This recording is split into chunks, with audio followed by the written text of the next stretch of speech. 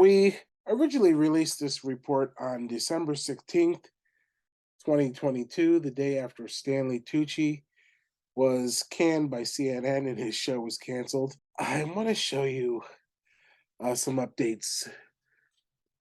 This article, San Marzano P.D.O promotion in the US takes off. The article was released on July 27th of 2022 in preparation of the Winter Fancy Food Show, which is taking place in the middle of January here in Las Vegas, Nevada. San Marzano PDO, tomatoes. Oh, well, let's talk about what's really going on here, folks, in the world. I want to show you some slides that I made, and I'm gonna leave a couple of these up, and then I'm gonna run through this, and I'm gonna try to do this really short to kind of give you a big picture of what we're dealing with here is what we've always dealt with. America is the European Union's dumping ground for its industrialist products. The European Union and Vatican have been flooding Europe with migrant workers from Muslim nations to work as cheap laborers. But the famines that have taken place in the genocide around the world has always been about raping each country for its natural resources, of course. That includes its foodstuffs, its precious metals, its other natural resources as far as fossil fuels, biofuels, lithium ore for batteries. We're seeing globalization take place on a scale that has never happened at this pace, I would say, in history. And it's happening right in front of our eyes, but we're not really seeing what's going on because, we're caught up with all of our other things that we're involved in. But one of the things that the world needs to stop and take a look at is the European Union. Not only the European Union, but the United Nations and the Vatican. Uh, the United Nations and the Vatican sponsored Faith and Globalization Initiative was launched in 2008.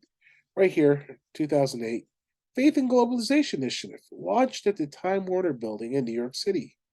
And at that launch, former US President Bill Clinton introduced Iraq inquiry accused war criminal and former United Kingdom Prime Minister Tony Blair and his phony Tony Blair Faith Foundation. One of the issues that's going on in Italy right now is that there's this war against Pope Francis. And Italy joins Poland, Hungary, Sweden right now, where the conservatives of these governments are cracking down on migration across their countries and across the Mediterranean. Giorgia Meloni and her Brothers of Italy party won enough votes in last September's general elections to be sworn into office on October 22nd, 2022. Pope Francis, the European Union, and Rome's Confindustria have published papers since 2014 on the pro trade effects of immigrants to Italy as migrant workers.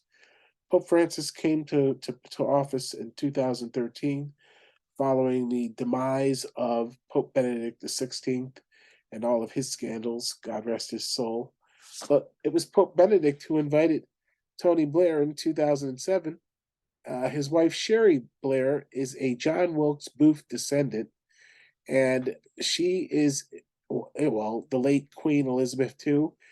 Sherry Booth, known professionally as Sherry Booth, Tony Blair's wife, was on Queen Elizabeth's Privy Council, and she convinced her husband, Tony Blair, former prime minister, after the Iraq inquiry scandal, to convert to Roman Catholicism.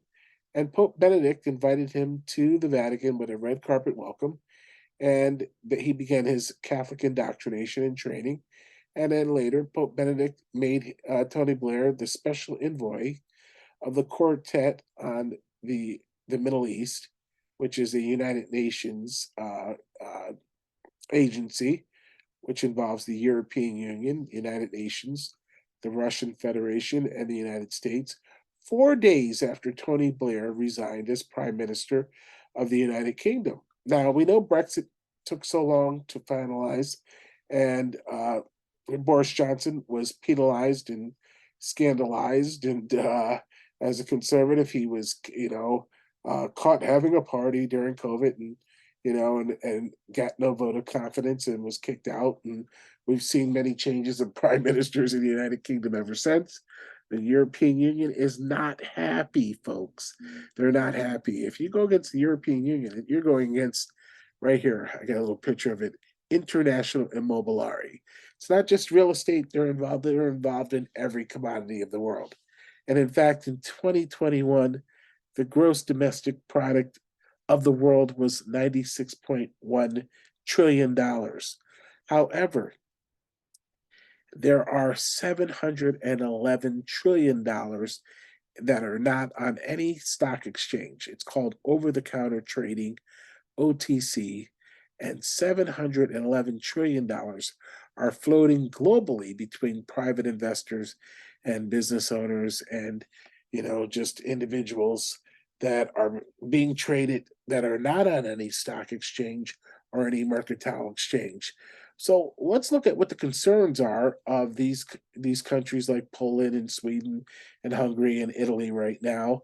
They're concerned about the International Catholic Migration Commission, with its headquarters in Geneva, Switzerland, and affiliate offices in Brussels, Belgium, near the European Union, and in Boston, Massachusetts, and in Washington, D.C., and has locations in Greece, Malaysia, Jordan, Pakistan, and Turkey, where the Greek patriarch and Archbishop of Constantinople and New Rome and ecumenical patriarch Bartholomew I resides as a citizen of the Republic of Turkey. Really? So the funding of the International Catholic Migration Commission comes through a combination of grants from the United States government, your taxpayer dollars, and the United Nations organization, which is not a United States entity, among other sources. So, in December 2005, Harvard University and the Jesuits, Georgetown University, each announced that they had received $20 million in donations from 9/11 attack on America terrorist financier Saudi Prince Al-Walid. Harvard said it would create a university-wide program on Islamic studies, recruit new faculty members in the field, provide more support for graduate students, and convert rare Islamic textual sources into digital formats to make them widely available. The Jesuits, Georgetown University, said it would use the gift, the second largest it has ever received, to expand its Center for Muslim Christian Understanding, which was part of its Edmund A. Walsh School of Foreign Service. The Jesuits said they would rename the Edmund A. Walsh School of Foreign Service the His Royal Highness Prince Al-Walid Center for Muslim and Christian Understanding after this 9/11 terrorist financier. So we know that, during 9/11, that the Saudis were helped out of the country. The bin Laden group has been building towers and infrastructure all around the world ever since. And here we have the European Union, the United Nations, and the Vatican working on continued faith and globalization. Faith and globalization, folks, come on now. So now they want to globalize the market on San Marzano tomatoes. And they instigated this smear campaign against CENTO Fine Foods. You might as well say this has been going on since 2019 with different class action lawsuits. The one in California, the one in New York, both have now are over. And CENTO Fine Foods, the case against the class action lawsuit against them in New York by the claimants, claiming that they were duped, and alleging that CENTO San Marzano tomatoes are not authentic. That case was dismissed. The claimants in California who felt hurt because they didn't feel like the San Marzano tomatoes of CENTO's were authentic because they don't have the D.O.P on them. They settled for pennies on the dollar. They were seeking close to $5 million.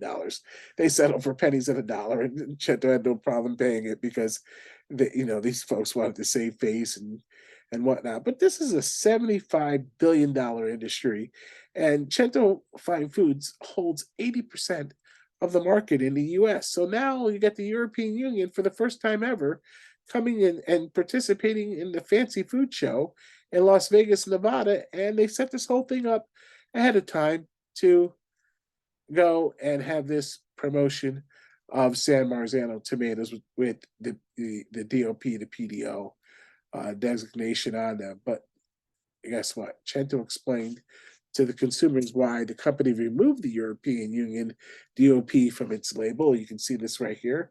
There's the European Union label that was on their cans, and the San Marzano Protection Consortium's stamp on their cans. They removed it because they were trying to shake them down. They were trying to get them to change their cans and change their labels, and they finally just said, you know what, let's forget about it. We'll go with the third largest certifying agency in Europe that can certify our San Marzano tomatoes that are grown in the same region as the rest of the San Marzano tomato canned products that have the DOP. And according to Cento Fine Foods Consumer Relations Manager Michael Capri, after our new crop was approved and certified authentic, a new organization was appointed to govern our labels. After months of delay in their response, we were notified that our label design no longer conformed to their requirements. Due to the unreasonable nature of the new label requirements, Cento has decided to remove the DOP seals from its label. So again, I'm going to leave this screen up here. If you want to pause when you're reading on Facebook, then you can pause and read some more information. I put these slides together for you to be able to take this in bits and pieces. So I want to talk to you about this guy here, uh, Joseph Rettinger. This is the guy who led to the founding of the European movement, which led to the European Union. And he was a Jesuit priest, a Freemason, a CIA, MI6, Mossad, triple agent and spy. And this European movement led to the European Union. He also helped found the Bilderberg Group along with 15 other CIA agents. So Pope Francis talks a lot about, promoting migrant workers to Europe, and and promoting and refugees and helping them. But Pope Francis, when he was head of the Jesuits in Buenos Aires in South America, he helped the CIA kill 60,000 children, men and women, farmers, workers, landowners, dissidents, including nuns and priests. So we've got to really look at what's really going on. It's the roundtable of globalization. And here it is: the Council on Foreign Relations, the United Nations, the Bilderberg Group, the Club of Rome, which is RAND, our research and development in Washington, D.C., Club of Rome, founded in 1870 in Rome, Italy, the Royal Institute of International Affairs, the Trilateral Commission. And when you look at the round table here on this chart, you can see how it involves everything from high tech to real estate to banking, insurance, entertainment, MK Ultra, all your original religious institutions, Princeton, former religious college, School of Theology, Harvard, all now secular schools. But all of this here, Rhodes Scholars, shows you how it's all connected. British East India Company, Dutch East India Company.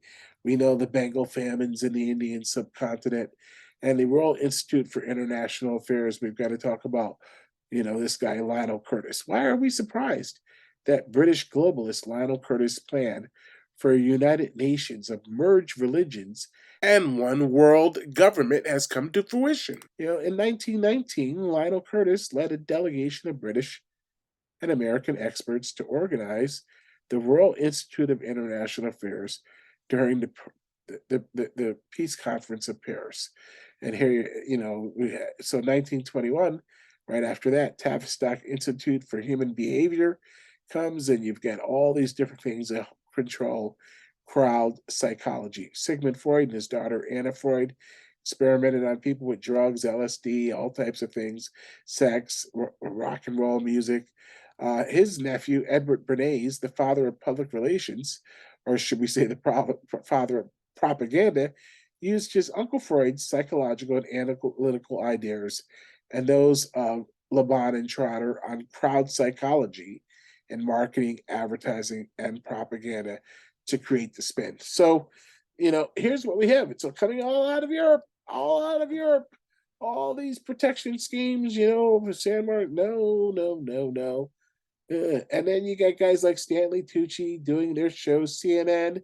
We've always got some CNN's angle to something, and then you get this lady, Christine Cutler, who is a food and wine travel magazine, the executive editor, writing 5 things you should have learned from Stanley Tucci's Searching for Italy. And there she is, she's got all the time in the world to go take pictures here of Hunt's San Marzano style tomatoes, the front of the can of Cento Fine Foods San Marzano tomatoes, and the back of the can, and then to write that if they don't have the D.O.P, they're not authentic. But here you have Cento explaining why they removed the D.O.P from their cans. So let's look at, Giorgia Meloni and her brothers of Italy are not listening to the Pope. And they're realizing that, that there's a lot going on in the world right now. And, the European Union and Pope and Vatican are all pro immigration and integration of migrant workers into Italy. And the International Catholic Migration Commission is they serve migrants and refugees. But on September 11th, 9/11, 2015, this Islamic holy man at Jerusalem's mosque called on Muslim migrants to go to Europe to produce children in order to conquer the continent in the name of the coming caliphate. Speaking at Islam's third holiest site, this guy said European countries only want Muslim migrants for the sake of labor. But here's the thing, over 500,000 migrants arrived in Europe in 2015, and the bulk of them were Muslims. So these countries like Poland and Italy and Hungary and Sweden have a concern that, Europe is being flooded with Muslim migrant workers. The former prime minister of Italy decreed 42,000 open position for migrant workers back in February of 2022, before Giorgia Meloni and her Brothers of Italy party came to power and swept the elections, and then were sworn into office on October 22nd. So they're cracking down. These countries are cracking down because they realize guys like Tony Blair and Bill Clinton and the Pope and the Vatican and the International Catholic Migration Commission and the Saudis and the United Arab Emirates, they're just, excuse me, flooding Europe with their people. And they want to convert rare Islamic texts so that they're widely available. And they're changing you got to think about this. Edmund A. Walsh School of Foreign Service of the Jesuits. This school existed 6 years before the United States even had a foreign service office. It was the Jesuit University's Edmund A. School of Edmund A. Walsh School of Foreign Service, which operated as the United States Foreign Service Office. And this Jesuit priest, Edmund A. Walsh, was also working in Russia at the time, and leading expeditions to Russia. So the church, the Catholic Church, has had its hand in world wars. And in fact, Edmund A. Walsh was in the Pacific during World War II, advising and power steering Douglas MacArthur and the war there. So now they're into, of course, controlling every natural resource on the planet, and that includes foodstuffs, oil, and other fossil fuels, as well as all precious metals.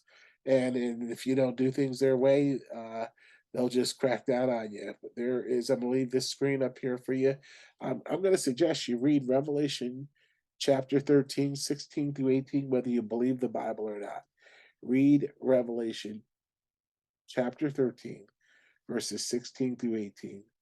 Read Revelation chapter 14, verses 9 through 13. That's God's warning. Whether you believe it or not, just read it. If you're willing to go look at all these different crazy shows, Nostradamus this and Prophecy of the Popes that, and Father Malachi this, then why not, see what the Bible has to say on this subject matter of globalization and whatnot. Revelation chapter 13, verses 16 through 18, Revelation chapter 14, verses 9 through 13, and Revelation 20, chapter 20, verse 4. I will give you a little tip. When the Bible refers to a woman, it's talking about a global church. Revelation chapter 12, I will give you I will tell you, refers to Israel, God's holy people, Israel, whereas Revelation chapters 17 and 18, it's talking about the whore of Babylon. It's talking about a counterfeit Christian church. That woman in Revelation chapter 17 is a counterfeit Christian church. It's a whore who adulterates with Babylon the Great. Revelation chapter 13, verses 16 through 18, tells us that no one, no person on the face of the planet will be able to buy or sell without the mark of the beast. Now, in Revelation chapter 14, verses 9 through 13, God warns the world not to take the mark of the beast. Revelation 17, again, is the whore of Babylon. Revelation 18 tells us that all world markets are going to crash in the future. Nobody knows the day or the hour. Matthew 24, verse 36 tells us, but all world markets are going to crash. And this whore that fornicates with Babylon is the whole chapter of Revelation 18 mentions that this counterfeit Christian church that fornicated with the merchants of the world and all the bankers is going to be burnt, and God is going to destroy this global religion. And Paul, the Apostle Paul, referred to Rome as Babylon, as well as, we know ancient Babylon and Mesopotamia, Iraq, which is today's modern Iraq. So, and now how coincidental that today's, modern Iraq and Babylon, and, here we have all these different Islamic, Shiite and Sunni faith, Islamic religions involved in global politics and international affairs. And how about the $5.4 billion that was given to the terrorist organization Hamas? The largest pledge of $1 billion came from Qatar, but at the time, U.S. Secretary of State John Kerry pledged $212 million in addition to previous U.S. contributions. The European Union made sure that they would have their countries, their 28 nations at the time, pledge to Gaza and Hamas.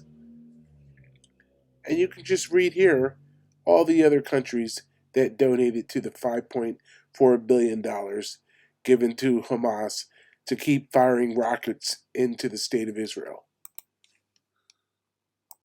So I think I've given you enough to kind of show you that there is a global media, there was a media um, pretty much smear campaign against CENTO Fine Foods. But really, what the bigger picture is pointing towards is that now that the European Union is getting involved and coming into America to be involved in the winter fancy food shows, it's all about market share and bullying. Bullying. That's why the people of the United Kingdom were they voted in a referendum because they were sick and tired of migrant workers being flooded into the United Kingdom and taking their jobs, and and terrorist acts that were taking place all over Europe. So they voted to Brexit, to leave the European Union, which I have to tell you, Vatican controlled European Union. These now that is 27 nations. And it's great to have imported food products, but if it's going to be at the cost of our national security, and if it's going to be at the cost of our business people here being able to do business without having a global smear campaign and class action lawsuits that they have to spend time in court fighting over the fact that they, just because they removed the D.O.P label from their cans because they're not going to accept bullying, then we need to stand for something rather than to fall for anything and everyone's so uh BS. I don't know a nicer way to say it.